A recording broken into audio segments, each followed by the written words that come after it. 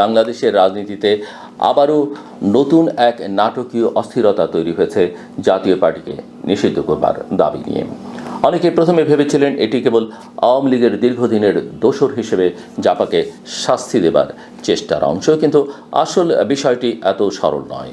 এর পেছনে আছে নির্বাচনী সমীকরণ, ভোটের অঙ্ক, ক্ষমতার ভাগাভাগি এবং বিএনপি ও জামায়াতের সঙ্গে সম্পর্কিত রাজনৈতিক দর কষাকষি।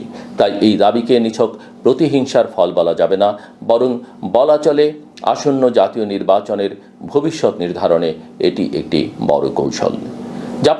জাপার ইতিহাসটা একটু দেখলেই বিষয়টি স্পষ্ট হয়ে ওঠে। 1986 সালের নির্বাচনে সদ্য গঠিত দলটি 42.3% ভোট পেয়ে সরকার গঠন করে। যদিও সেই নির্বাচন প্রশ্নবিদ্ধ, সে সময় বিএনপি অংশ নেয়নি, জামায়াত পায় মাত্র 4.54% ভোট। 2 বছর পর 1988 সালের নির্বাচনে আওয়ামী লীগ ও বিএনপি ভোট বর্জন করলে জাতীয় পার্টি 68.4% ভোট পেয়ে আবার সরকার গঠন করে। তবে 1991 সালে এরশাদের পতনের পর চিত্র পাল্টে যায়। পঞ্চম সংসদ নির্বাচনে জাতীয় পার্টি পায় 11.9% ভোট ও 35টি আসন। জামায়াত পায় 12.13% ভোট এবং 18টি আসন। বিএনপির সঙ্গে অলিখিত সমঝোতার কারণে জামায়াত আসনে লাভবান হয়। এরপর থেকে জাপার আসন সংখ্যা ও ভোটের হার ক্রমশ কমতে থাকে। 1996 সালের নির্বাচনে জাপার ভোট 16.4%, আসন 32টি। 2001 সালে ইসলামী ঐক্যফ্রন্টের সঙ্গে জোট করে তারা পায় মাত্র 14টি আসন, আর জামায়াত বিএনপির সঙ্গে জোটে সরকারে যায়। 1/11 পর তাদেরও পতন ঘটে। 2008 সালে জাপা আবারও 7% ভোট পেয়ে 27টি আসন পায়, জামায়াতও কিছুটা টিকে থাকে। 2014 সালে বিএনপি নির্বাচনে অংশ না নিলে জাপা 34 আসন পায় এবং বিরোধী দলের ভূমিকায় থেকেও সরকারের মন্ত্রিসভায় জায়গা নেয়। 2018 সালে তাদের আসন কমে দাঁড়ায় 22টিতে, আর ভোটের হার নেমে যায় মাত্র 60%। আওয়ামী লীগের সঙ্গে সমঝোতায় প্রাপ্ত আসন হলেও ভোটের অঙ্কে দলটির দুর্বলতা স্পষ্ট হয়ে ওঠে। 2024 সালের নির্বাচনে তাদের আসন সংখ্যা নেমে আসে মাত্র 11তে। আওয়ামী লীগ 26 আসনে ছাড় দিলেও বেশিরভাগ আসনে জামানত বাজেয়াপ্ত হয়। এই দীর্ঘ পরিসংখ্যান স্পষ্ট করে যে জাতীয় পার্টি এখন দুর্বল, কিন্তু ভোটের মাঠে তাদের কিছু কৌশলগত গুরুত্ব আছে। আওয়ামী লীগের ভোট ব্যাংকের একটা অংশ বরাবরই জাপার পাশে গেছে। যদি আওয়ামী লীগ এবার দুর্বল হয় বা নির্বাচনে অংশ না নিতে পারে, সেই ভোটগুলো জাপাকে ভাসিয়ে দিতে পারে, আর তখন বিরোধী দল হিসেবে জামায়াত নয়, জাপা সামনে চলে আসতে পারে। বিএনপি এবং জামায়াতের জন্য এটা বিপজ্জনক সম্ভাবনা।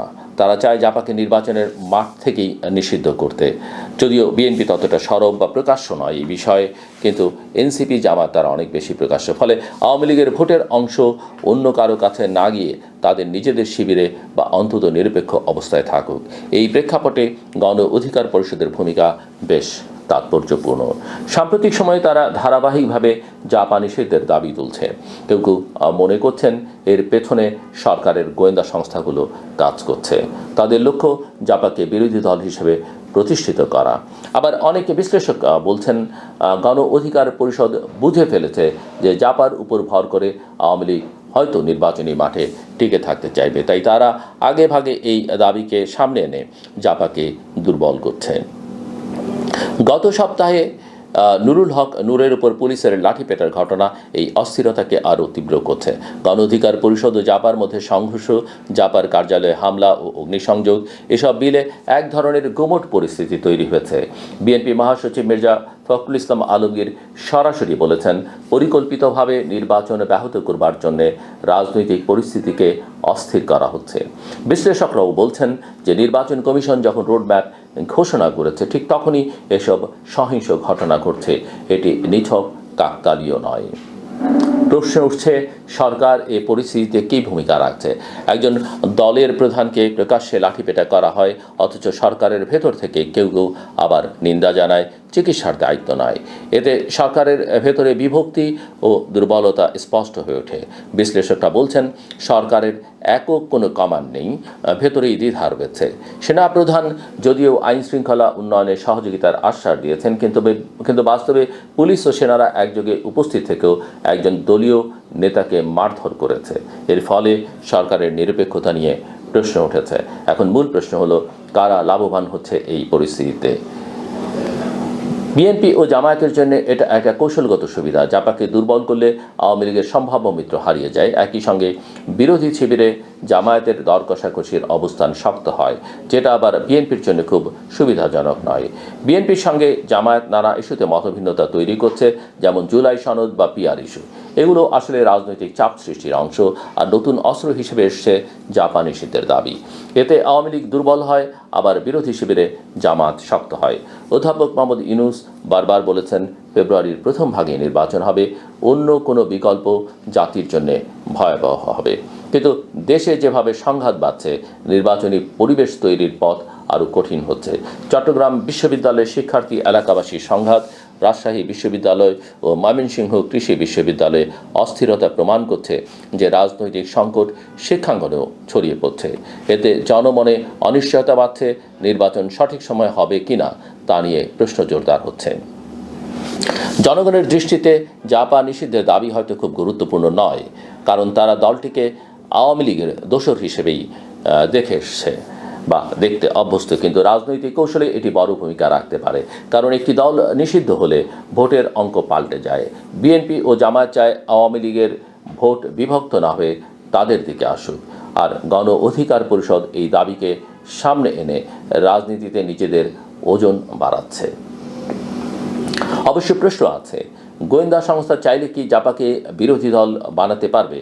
বিশ্লেষকরা বলছেন, 2024 সালের গণ অভ্যুত্থানের পর গোয়েন্দাদের ভূমিকাও সীমিত। জনগণের অভ্যুত্থান নতুন বাস্তবতা তৈরি করেছে, তাই কেবল গোয়েন্দা সংস্থার ইচ্ছায় জাপা বিরোধী দলে পরিণত হবে না। এখানে ভোটের অঙ্কই আসল কথা। সব মিলিয়ে বাংলাদেশের রাজনীতি আবারও এক গুমোট পরিস্থিতিতে দাঁড়িয়ে আছে। জাপা নিষিদ্ধের দাবি নিছক নীতিগত নয়, এটি নির্বাচনের অঙ্কের অংশ। আওয়ামী লীগের সম্ভাব্য মিত্রকে দুর্বল করবার কৌশল হিসেবে এটি সামনে আনা হয়েছে, আর এর ফলেই সহিংসতা, অস্থিরতা ও অনিশ্চয়তা বেড়ে গেছে। এখন প্রধান চ্যালেঞ্জ হলো কিভাবে এই অস্থিরতা সামাল দিয়ে একটি সুষ্ঠু গ্রহণযোগ্য নির্বাচন আয়োজন করা যায়। বাংলাদেশের জনগণ দীর্ঘদিন ধরে একটি অবাধ নির্বাচনের অপেক্ষায়। বহু বছর ধরে তারা ভোটাধিকার থেকে বঞ্চিত। তাই সব ষড়যন্ত্র, বিভেদ, অস্থিরতার ঊর্ধ্বে ওঠে ফেব্রুয়ারিতেই একটি নির্বাচন আয়োজন এখন জাতির সবচেয়ে বড় প্রত্যাশা। না হলে রাজনৈতিক অচলাবস্থা আরও দীর্ঘায়িত হবে, অর্থনীতিতেও প্রভাব পড়বে, আর জনগণের ক্ষোভ আবারও বিস্ফোরিত হতে পারে। আমার কথা শুনবার জন্য আপনাদের অসংখ্য ধন্যবাদ। আপনাদের সবার জন্য শুভকামনা।